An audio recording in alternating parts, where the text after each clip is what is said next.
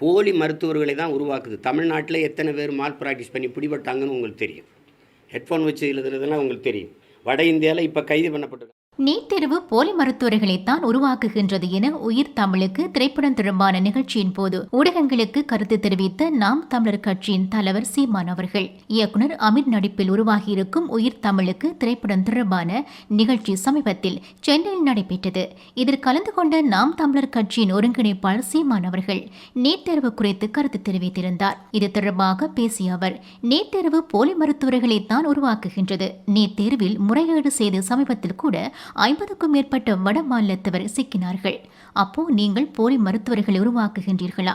தரமான மருத்துவர்களை உருவாக்குகின்றீர்களா? இந்தியாவில் நடத்தப்படும் மருத்துவ நுழைவுத் தேர்வை அமெரிக்கா நிறுவனம் ஏன் நடத்த வேண்டும்? இந்தியாவில் நிறுவனங்களே இல்லையா என கேள்வி எழுப்பினார். வட மாநிலத்தில் எந்த பெண்ணும் தோடு மூக்குத்தியை கழற்ற வைக்கப்படவில்லை. என் மாநிலத்தில் மட்டுமே தோடு மூக்குத்தி என எல்லாவற்றையும் கழற்ற வைக்கின்றார்கள் என தெரிவித்துள்ளார். எழுதி இயக்கி தயாரித்திருக்கிற படம் இந்த உயிர் தமிழுக்கு. அதை என்னுடைய தம்பி அமீர் அவர்கள் நடிச்சிருக்காங்க. அதில் அதாவது அவர் நடிச்சிருக்காரு அப்படின்னு சொல்கிறத விட வாழ்ந்திருக்கார், ரகலை பண்ணியிருக்காரு. அப்படி அது ஆரம்பத்தில் நாங்கள் அமைதிப்படை எடுக்கும்போது எங்கள் அண்ணன் சத்யராஜ் அவர் நடிப்பு எப்படி பேசப்பட்டதோ அதே மாதிரி பண்ணியிருக்கான் என் தம்பி. ரெண்டாவது உரையாடல் அவ்வளவு நேர்த்தியாக அவ்வளவு வலிமையாக இருக்குது. இந்த படத்துக்கு இந்த திரைக்கதை மிக அழகாக நகர்த்தி கொண்டு போகுது அந்த வசனம். அது என் ரெண்டு தம்பிகளுக்கும் பாராட்டு. அமீர் எப்படி சொல்லணும்னா ஸ்க்ரீனில் ஒரு ரகலை பண்ணுவாங்க, விளையாடுவான்னு அந்த மாதிரி பண்ணியிருக்கான். அது வெளியில் இப்படி பார்க்குற அமீர் தாடி வச்சுட்டு இப்படி இருக்கிற அமீரை நீங்கள் திரையில் பார்க்க முடியாது. வேறு மாதிரி பண்ணியிருக்கா அப்படி படம். படத்தில் கூட நடித்த எல்லாரும், அவங்க குறிப்பாக கதாநாயகன் நடித்த அவங்க ஆனந்தராஜ் ஐயா, என்னுடைய சியான் ராஜ் கபூர், இமான் அண்ணாச்சி, தம்பி கஞ்சா கருப்பு, கூட நடித்த எல்லா கதாபாத்திரங்களுக்கும் ஒரு முக்கியத்துவம் இருக்குது. சும்மா வந்துட்டு போனாங்கன்னு இல்லாமல் எல்லா கதாபாத்திரங்களும் செறிவாக செதுக்கப்பட்டிருக்குது. அதில் நான் வெகுவாக ரசித்தது திரைக்கதையினுடைய நகர்த்தல். வேகமாக அந்த காட்சி அடுக்கடுக்காக நகர்ந்து போகிறது, எதிர்பார்ப்பை கூட்டிக் கொண்டே போவது, என்ன நடந்திருக்கும் அப்படின்னு ஒரு எதிர்பார்ப்பை கூட்டிக்கிட்டே போகிறது, அதை நகர்த்தி கொண்டு போகிற மிக நேர்த்தியான உரையாடல்கள். அப்புறம் என்னுடைய நண்பர் வித்யாசாகருடைய இசை, அது குறிப்பாக பின்னணி இசை. 3 பாடல்கள், முதல் 2 பாட்டை தம்பி விஜய் எழுதியிருக்காரு நினைக்கிறேன். பின்னாடி 2வது பாதியில் வர்ற பாட்டை தம்பி சினேகன் எழுதியிருக்காரு. அது நாங்கள் கூட தேர்தல் நேரத்தில் பயன்படுத்தினோம் அந்த பாட்டை. வெளுக்குது ஜனநாயகம், அடித்து கிழிக்குது பணநாயகம். ஏன்னா ஓட்டுக்கு காசு கொடுக்குறத அது சட்டையர் பண்ணி வந்திருக்கும் அந்த பாட்டு. ரொம்ப நல்லா வந்திருக்குது படம். நீங்கள் பாருங்கள், உண்மையிலே உயிர் தமிழுக்கு தான். அது அவ்வளவு நேர்த்தியான படம். இது வெறுமனே இது ஒரு என்ன சொல்கிறது, சீரியஸான அரசியல் படம்னு நினச்சிடக்கூடாது. ரொம்ப ரசிக்கத்தக்க படம், ரொம்ப ரசிக்கத்தக்க படம். ரொம்ப நாளாச்சு இப்படி படம் வந்து. சிலருக்கு அரசியல் பார்வை இருக்காது, புரிதல் இருக்காது. அதனால் அதை எப்படி தொடருன்னு தெரியாமல் தடுமாறிடுவாங்க. அவங்க 2 பேரும் என் தம்பிகளுக்கு நல்லா அரசியல் தெரிஞ்சதுனால பூந்து விளையாடிட்டாங்க. அது நாங்கள் விரும்பினது வாக்குப்பதிவுக்கு முன்னாடி இந்த படத்தை கொண்டு வந்துடணும்னு நினச்சோம், அது முடியல. அதனால் இந்த மே 10ஆம் தேதி வருது. அன்பு கூர்ந்து நான் என் அருமை சொந்தங்களிடத்தில் கேட்பது, நீங்கள் திரையரங்கில் சென்று இதை பார்த்து ரசிக்கணும், அதுக்கு பேராதரவு கொடுக்கணும். உண்மையிலேயே ஒரு நல்ல அரசியல் புரிதலை உருவாக்குகிற ஒரு படம். இதில் பணி செய்த அத்தனை தொழில்நுட்ப கலைஞர்கள் எல்லாருக்கும் என்னுடைய அன்பும் வாழ்த்துக்களும். குறிப்பாக பெருமுயற்சிக்கு அப்புறம் என் தம்பி இது ஆதம்பாவா ஒரு முழு படமாக உருவாக்கி திரைக்கு கொண்டு வந்துட்டான். அதுக்கு என்னுடைய அன்பும் வாழ்த்துக்களும். அவனுக்கு இதில் இதில் பண்ணியிருக்க என் தம்பி அம்மீருக்கு என்னுடைய அன்பும் வாழ்த்துக்களும். ஒரு மிகப்பெரிய வெற்றி படமாக இது அமையும். நடிச்சிருக்கிறான், யோகியில் அதெல்லாம் நடித்தான். ஆனால் இந்த படம் அவனுக்கு முழுமையான ஒரு நடிகனா இந்த படம் அவனை கொண்டு போய் சேர்க்கும்னு நான் ஆழமாக நம்புகிறேன். அதுக்காக என் அன்பு நிறைந்த வாழ்த்துக்களை என் தம்பிக்கு தெரிவிக்கிறதுல மகிழ்ச்சி அடைகிறேன். படத்தை கொண்டு போய் என் அன்பு உடன் பிறந்தார்கள், ஊடகவியலாளர்கள் கொண்டு போய் சேருங்க. ஒரு நல்ல படம், நீங்களும் பாருங்கள், போட்டு காட்டவங்க.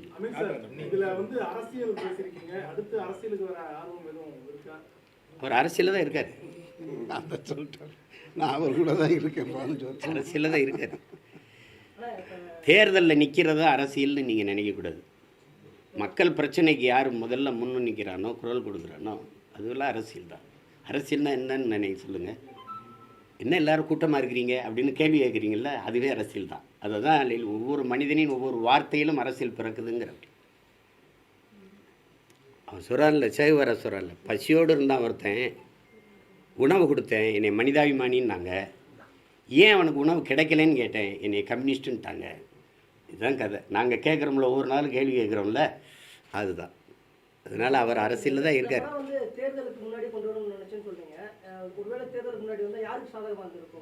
இல்லை, பொதுவாக மக்களுக்குள்ள ஒரு பெரிய விழிப்புணர்வை ஏற்படுத்தியிருக்கோம்.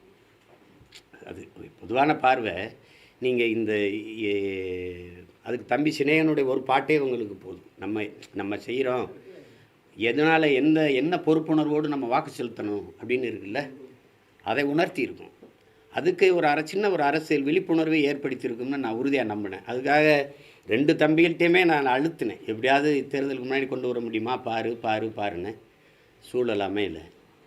சரி, அதுக்கப்புறம் அந்த நேரத்தில் விட்டு திரையரங்குக்கு வராமல் எல்லாம் தேர்தல் கலவரத்தில் இருந்துருவாங்கன்னு தான் சரி மே 10 தேர்தல் முடிஞ்சு விடலாம்.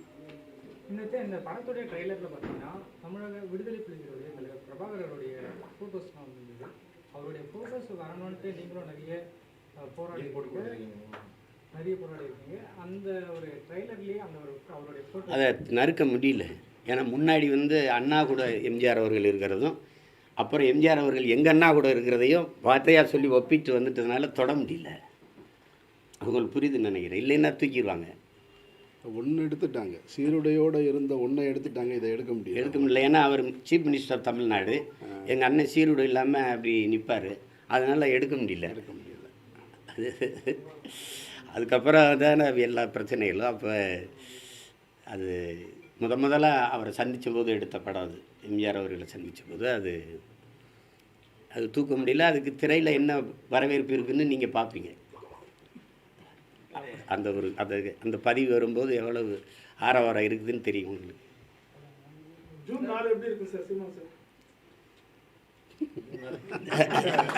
நல்லா இருக்கு. இவ்வளோ வெயில் இருக்காது, இவ்வளோ வெயில் இருக்காது. எதுக்கு அதுக்கெல்லாம் போறீங்க, அவ்வளோ தூரம்லாம் போறீங்க. காத்துருங்க, கொஞ்சம் பொறுத்துருங்க, காத்துருங்க. சார், 2 நாளைக்கு முன்னாடி பிரஸ் மீட்ல அமித் சார் சொல்லியிருந்தாங்க, எனக்கு ஓட்டு போட மாட்டாரு, ஆனா அந்த தவறு செஞ்சிருக்க மாட்டாரு, அவர் திமுகவுக்கு தான் ஓட்டு போடுவார்னு சொல்லி. அவனே தானே சொன்னான். கேளுங்க, போன தேர்தலில் யாருக்கு ஓட்டு போட்டான்னு கேளுங்க. எங்கள் வீட்டில் எங்கள் அண்ணன் பசங்கள்லாம் எனக்கு போடுவாங்க, இவன் அங்கே தான் போட்டேன்னு தான் சொன்னான். அப்புறம் அவனை வச்சுட்டு தான் சொல்கிறேன். ஆனால் நீங்கள் சொல்கிற குற்றச்சாட்டு அவன் செய்யவே மாட்டான். எனக்கு தெரியும், தனிப்பட்ட முறையில் என் தம்பி எனக்கு தெரியும். அவன் இரையச்சம் கொண்டவன், உண்மையிலேயே நபிகள் வழியில் நடக்கிறவன். அதனால் அதை செய்யவே மாட்டான். மற்றவங்க செய்கிறதுக்கு நாம் எப்படி பொறுப்பேற்க முடியும்? அதை திரும்ப நான் அவங்களுக்கு சொல்கிறேன். இப்போ என் தம்பி படம் தயாரிச்சிருக்கா, இந்த காசை எப்படா சம்பாரிச்சான்னு கேட்டுக்கிட்டு நாங்கள் படம் நடிக்கவோ தயாரிக்கவோ முடியாது. ஒரு தயாரிப்பாளர் வாய்ப்பு கொடுக்குறார், வேலை செய்கிறோம், அவ்வளோதான். ஜூன் 4 வெயில் வராதுன்றீங்க, ஒருவேளை மழை பூ ஏதாவது மலர் அது தண்ணீரில் மலர வாய்ப்பு இருக்கு. தமிழர்கள் கண்ணீரில் மலர வாய்ப்பு கிடையாது. அது கூட இலை கூட துளிர்க்கும்னு சொன்னாலும் சொல்லுவீங்க போல் இருக்கு. மாம்பழம் பழுக்கு வரிகள் முக்கியமா இப்போ காரணமா போயிட்டு இருக்கு சார். உங்களுடைய பார்வையில ஒரு இயக்குனரா நீங்க எப்படி சார் பாக்குறீங்க? கல்வியா செல்வமா வீரமாங்கிற கதை மறுபடியும் சரஸ்வதி சபதம் தான் எடுக்கணும். நாங்கள் அப்படி கிடையாது. இசைத்தமிழ் நீ செய்த அறிஞ்சாதனைன்னு இப்போ இருக்கிற மாதிரி தான் அது இல்லை. பாடலாக இசையானா ரெண்டுமே முக்கியம்தான். வெறுமனே மெல்லி இசை, வரிகள் இல்லாத இசையும் நம்ம ரசிச்சிருக்கோம். நத்திங் பட் விண்டெல்லாம் நம்ம பார்த்துருக்கோம். இசை இல்லாத சந்த வரிகளை கவிதையாக படிக்கும்போதும் நம்ம ரசிக்கிறோம். அப்போ ரெண்டுமே ஒன்று ஏன் பிரிக்கணும்?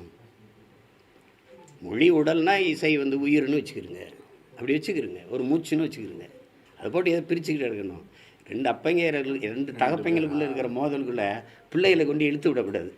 அது தீர்க்கப்பட வேண்டிய பிரச்சனை. அது தீர்க்கப்பட வேண்டிய பிரச்சனை. எங்கள் அப்பா இளையராஜா கேட்குறதுல இருக்கிற நியாயத்தை புரியணும். முதல்ல ஒரு படைப்பாளிங்கிறவருக்கு அவருக்குன்னு ஒரு படைப்புக்கான அங்கீகாரம் வேணும். இப்போ என் தம்பி வந்து இந்த படத்தை தயாரிச்சிட்டாருன்னா இந்த படத்தில் இசையமைச்சது பாட்டு எல்லாத்துக்குமே பொறுப்பு அவர்கிட்ட ஊதியம் வாங்கிட்டாங்க, அதனால் அவருக்கு தான். ஆனால் இப்போ நாங்கள் ஒரு படத்தை வந்து தொலைக்காட்சி கொடுக்குறோன்னு வைங்களேன், ஒரு முறை ஒளிபரப்புறது தான் எங்களுக்கு காசு கொடுக்குறாங்க. ஆனால் குறைஞ்சது இப்போ குறிப்பாக என் தம்பி படத்தை எடுத்துக்கிறீங்களேன், எவ்வளோ கொடுத்து வாங்கியிருப்பாங்கன்னு நினைக்கிறீங்க? ஆனால் எத்தனை முறை ஒளிபரப்பப்பட்டிருக்குன்னு நினைப்பீங்க? அப்போ ஒரு முறை ஒரு 10 லட்ச ரூபா கொடுத்து ஒரு படத்தை வாங்கிட்டீங்கன்னா நீங்கள் அதை வாழ்நாள் முழுக்க வச்சுக்கிறீங்க, அதை அந்த உரிமத்தை. அப்போ அந்த ஒவ்வொரு முறையும் முன்னாடியெல்லாம் வானொலியில் ஒரு பாட்டு வந்துச்சுன்னா அந்த ஒரு தடவை ஒளிபரப்புனா அதுக்கான ஒரு ராயல்ட்டின்னு ஒன்று கொடுப்பாங்க. அப்போ ஒரு படைப்பாளிக்கு, அந்த எழுத்தாளருக்கு, அந்த இசையமைப்பாளருக்கு, இந்த தயாரிப்பாளருக்கு ஒன்று ஒரு விழுக்காட்டு அடிப்பில் வச்சுக்கலாம். 60 தயாரிப்பாளருக்கு, மீதி மற்றவங்களுக்கு அந்த வாங்கி வெளியிடுற நிறுவனத்துக்கு ஒரு 60, மீதியில் 40 தயாரிப்பாளர் படைப்பாளிகள் அவங்களுக்கெல்லாம் பிரித்து கொடுக்குறதுங்கிறது ஒரு நியாயமான உரிமை. அதை தான் அவர் கேட்குறாரு. அதை நம்ம புரிந்து கொள்கிற விதத்தில் எல்லோரும் தவறு பண்ணிட்டு, அப்பா இளையராஜா வந்து கவிஞர்களுக்கு கொடுக்காதீங்க, பாடகர்களுக்கு கொடுக்காதீங்கன்னு சொல்ல, எனக்கு அதில் உரிமை இருக்குது, எனக்கு உரியதை கொடுங்கன்னு கேட்குறாரு. அதுதான் அவர் சரிதானே? அது மாற்றம் வருமா சார்? மாற்றம் வராது தம்பி, வர வைக்கணும். தானாக எல்லாம் மாறும் என்பது பழைய பொய்யடா, தனி உடைமை கொடுமைகள் தீர புரட்சி செய்யடான்னு நம்ம தாத்தா பட்டுக்கோட்டை பாடினது. மாற்றம் வந்து தானாக வராது, மாற்றணும். காந்தி சொல்கிறார்ல, உலகத்தை எப்படிப்பட்ட மாற்றத்தை ஏற்படுத்தி நீ நினைக்கிறியோ அந்த மாற்றத்தை உன்னிலிருந்து தொடங்குன்னு. நான் என்னிலிருந்து தொடங்குகிறேன், நீங்கள் உங்களிலிருந்து தொடங்குங்க. மண்ணிலிருந்து தானாக தொடங்கு. மற்ற மாநிலங்கள் இல்லாத ஒரு அளவு கடந்த திரைக்கவர்ச்சி நமக்கு திணிக்கப்பட்டிருக்கு. உங்களுக்கு புரியுதுன்னு நினைக்கிறேன். அளவு கடந்த திரைக்கவர்ச்சி நமக்கிட்ட இருக்குது. இப்போ அருகில் இருக்குது கேரளா, அங்கேயே அரசியல் இருக்குது, மேற்கு வங்கத்தில் இருக்குது, எல்லா மாநிலங்கள்லேயும் இருக்குது, இங்கே கூடுதலாக இருக்குது. இப்போ அந்த ஹீரோ மேலே மக்கள் இன்னைக்கு வைக்கிற நம்பிக்கையை அவர் அப்படி காப்பாற்றிட்டார்னா ரியல் ஹீரோவாக இருந்தவர் ரியல் ஹீரோவாக போகிறாரு. ஆனால் எங்களுக்கெல்லாம் ஒரு ரியல் ஹீரோன்னு இருக்கிறாருன்னா எங்கள் ஐயா நல்ல கண்ணவர்கள். இந்த இடத்துல முன்ன ஒரு 10 ஆண்டுகளுக்கு முன்ன வரைக்கும் சொல்லப்பட்டுக்கிட்டு இருந்தது ஹீரோக்கள் வந்து மாற்றத்தை ஏற்படுத்துவாங்கன்னு. நம்மளும் கூட அதில் நம்பிக்கைக்குரிய ஒரு ஆளாக தான் இருந்தோம். ஆனால் கடந்த 10 ஆண்டுகளில் தமிழகத்தில் வந்து தமிழ் தேசிய அரசியலை கொண்டு வந்து எல்லோருக்கும் தமிழ் தேசிய அரசியல் பற்றிய புரிதலையும், மண்ணையும் மலையையும் மரத்தையும் விலங்குகளையும் குருவிகளையும் காக்கை குருவிகளையும் பற்றி பேசி ஒரு மாற்றத்தை கொண்டு வந்தது அவர் தான். அப்போ அவர் ஹீரோவா?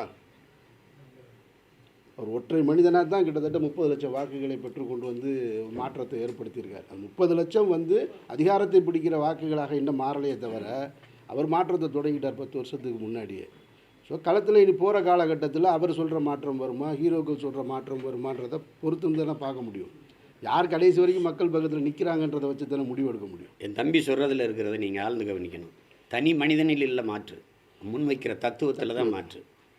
நீங்கள் எப்பவும் தனி மனிதனை தலைமை இருக்கக்கூடாது. நான் இருப்பேன் போயிடுவேன், ஆனால் நான் முன் வச்ச தத்துவத்தை தான் நீங்கள் தலைமை இருக்கணும். ஏன்னா அது அப்படியே இருக்கும், அது அப்படியே தான் இருக்கும். அப்போ அதை தான் நீங்கள் பார்க்கணும். அவர் என்ன கோட்பாட்டை சொல்கிறாரு, பேசுகிறது அமீர் ஆதம் பாவா சீமான்னு ஏன் பார்க்குறீங்க, நாங்கள் என்ன கருத்தை எடுத்து வைக்கிறோம்னு பாருங்கள்.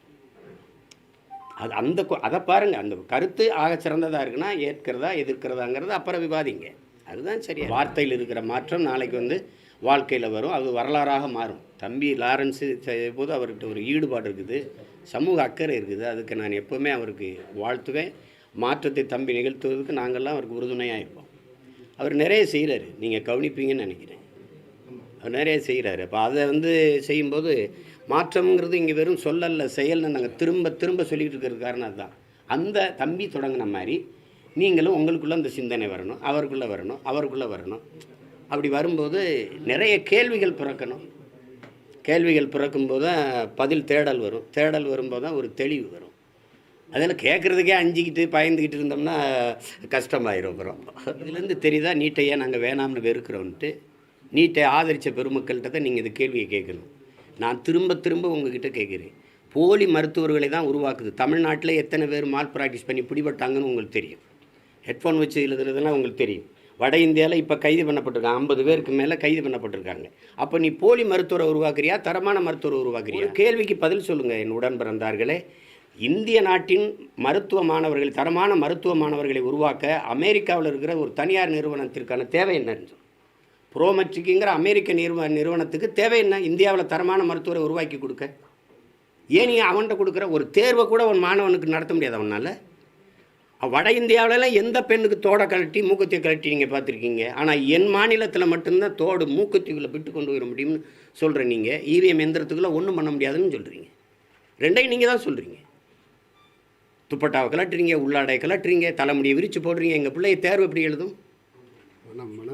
என்ன மனநிலையில் நீங்கள் உள்ளே அனுப்புகிறீங்க எங்களை? என்னுடைய பொண்ணு 2 வருஷத்துக்கு முன்னாடி நீட் எழுத போச்சு. நான் அதை எந்த செய்திகள்லையும் சொல்லலை. நீட் எழுத போனப்போ அவள் போட்டிருந்த புர்காவை கரெக்டாக சொல்லிவிட்டு உள்ளே வர சொன்னாங்க. நீட்டே வேணான்னு சொல்லிவிட்டு அது வீட்டுக்கு வந்துருச்சு. ஏன்னா நீங்கள் ஆடை, தோடு, கழுத்தில் இருக்கிற செயின் இதிலெல்லாம் வைக்க முடியும்னு சொல்கிறது வந்து அது மனநிலையை வந்து பாதிக்கிறதா? அது ஒரு அச்சமூட்டி உள்ளே கூட்டிகிட்டு போகிறது. இப்போ இப்படி ஒரு கேள்வியை எழுப்போமே. நான் நீட்டில் நாங்கள் 2 பேரும் தேர்ச்சி பண்ணிட்டு வந்துடுறோம் மாணவர்கள். இப்போ இதில் நீங்கள் எப்படி தரம் வைக்கிறீங்க? 1200க்கு 1199 மதிப்பெண் என் தம்பி வாங்கியிருக்கிறாரு. நான் 800 வாங்கி எல்லையில் தான் தேர்ச்சி விட்டுருக்கேன், பார்டரில் பாஸ் பண்ணியிருக்கேன். ஆனால் நான் நீட்டில் தேர்ச்சி விட்டுறேன், இவர் நீட்டில் தோற்றுறாரு. அப்போ இவர் தகுதியற்ற மாணவர்ன்றீங்க மருத்துவம் படிக்க. இப்போ நீங்கள் இந்த +2 மதிப்பெண் எதுக்கு? அப்போ தூக்கிடுங்க. நேரடியாக நீட்டுக்கான கோச்சிங்கை வச்சுட்டு நீங்கள் அப்படியே கொண்டு போயிருங்க. எதுக்கு +2 மதிப்பெண்? எதுக்கு? அது தேவையில்லை. அப்படியே நான் தேர்ச்சி பெற்று வந்தால் எனக்கு பாடம் நடத்த போகிற பேராசிரியர் யாருன்னா அவர் நீட் எழுதி வந்தவரா? இல்லை, பழைய பேராசிரியர். பாடத்திட்டத்தில் தான் மாறுதல் இருக்கா? இல்லை, அதே பழைய சிலபஸ் தான். அப்போ அதே பேராசிரியர், அதே பாடத்திட்டம், அப்புறம் எப்படி தரமான மருத்துவம் வரும்? தரமான மருத்துவரை நீ எப்படி உருவாக்குவ? நீட்டியே தனியார் மூலம் நடத்துகிறாங்க. அதை யாராவது கேட்குறீங்களா? அது அமெரிக்க நிறுவனம் ஏன் நடத்துது? தனியார் ஏன் நடத்துது? பரீட்சை நடத்துகிறதும் அமெரிக்க நிறுவனம், கோச்சிங் சென்டரும் தனியார் நிறுவனம். அது கேட்கணும்ல. நீ இப்போ பயன்படுத்துகிற இவிஎம் எந்திரத்தை தயாரிக்கிறவனும் ஜப்பானில் மைக்ரோ எலக்ட்ரானிக் சிப்புங்கிற தனியார் நிறுவனம். யார் அதை சொல்லுங்கள்? நீங்கள் எது ஒன்று நீங்கள் செய்கிறீங்க, தேர்தலை நீங்கள் நடத்துவீங்க, அந்த எந்திரத்தை அவன் தயாரித்து உங்களுக்கு கொடுப்பான். நீங்களே பார்க்குறீங்க, ஒரு வலையொலியில் வருது, பெட்டியை திறந்து ஓட்ட பூரா எடுத்து பைக்கில் ஓட்டு போயிட்டு இருக்காங்க. போகிற அவனோட செய்வோம், அவன் விற்கிற விமானத்தை வாங்கி. தம்பி வந்து அப்படி பேசியிருக்கக்கூடாது. அவர் கொஞ்சம் பேச கருத்துக்களை எடுத்து வைப்பார் அவர். ஆனாலும் மதிப்பிற்குரிய ஏடிஜிபி ஐயா அருண் அவர்களையும் அந்த பெண் காவலர்களையெல்லாம் இணைச்சி பேசியிருக்கூடாது. அதை தவிர்த்துருக்கலாம் தம்பி. அதுக்காக அவர் மேலே கஞ்சா வச்சு எப்படி கஞ்சா வந்தது? இத்தனை நாள் அவர்கிட்ட கஞ்சா இல்லையா?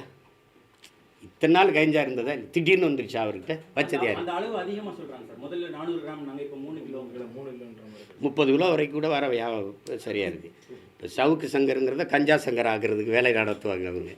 அதெல்லாம் இல்லை, சிறைக்கில் வச்சு அடிக்கிறது, தாக்குறதெல்லாம் அதெல்லாம் ரொம்ப ஒரு என்ன சொல்லுவாங்கன்னா, அந்த விபத்து இந்த இதெல்லாம் பார்க்கும்போது ஒரு உயிர் பயத்தை கொடுக்குறது. வெளியில் போய் பேசாமல் இருக்கணும், பேசக்கூடாது அப்படின்னு அச்சப்படுத்துறதுக்கான வேலை திட்டங்கள் தான் இது இல்லை. இவ்வளோ கேள்வி கேட்குறீங்க, நாங்கள் பதில் சொல்கிறோம்ல. நீங்கள் எழுப்புகிற கேள்விக்கு பதில் ஏதாவது இருக்குமா?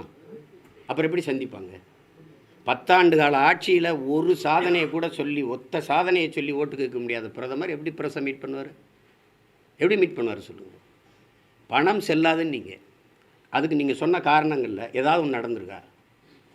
பயங்கரவாதம் ஒழிஞ்சிருச்சு நீங்கள், அப்புறம் அதுக்கு என்ஐஏ ரைடு விட்றீங்க, கருப்பு பணம் ஒழிஞ்சிருவீங்க, அதுக்கப்புறம் இன்கம் டேக்ஸ் ரைடு, இடி ரைடெலாம் ஏன் வருது? இப்போ எல்லாமே ஃபால்ஸ் கோப்பு, எல்லாமே பொய், பிளாக் மணி. நீங்களே 6250 கோடி நீங்கள் எல்லாம் எங்கெங்கே இடி ரைடு விட்டீங்களோ அந்த நிறுவனத்திட்டெல்லாம் காசு வாங்கியிருக்கீங்க. அப்புறம் நான் கேட்குறதே இல்லை, எனக்கு புரியறதும் இல்லை. ஒரு தடவை புரிஞ்சுது, வரப்போயாரா நீர் ஒயாரா அப்படின்னா அதோட முடிச்சுட்டேன் நான். எனக்கு என்ன புரியும் அவர் பேசுறதுல? எப்படி பார்க்குறீங்க? நன்றி. டிவிஐ யூடியூப் சேனலில் இணைந்திருக்கும் நேர்கள் அனைவருக்கும் எமது நன்றி. எமது காணொளி தொகுப்புகளை தொடர்ந்து நீங்கள் பார்வையிடுவதற்கு கீழிருக்கின்ற பெல் பட்டனை அழுத்துவதன் ஊடாக நோட்டிபிகேஷனில் பல காணொளி தொகுப்புகள் உடனுக்குடன் உங்களை வந்து சேரும். அருகில் இருக்கின்ற முக்கிய காணொளி தொகுப்புகளையும் பார்வையிட தவறாதீர்கள்.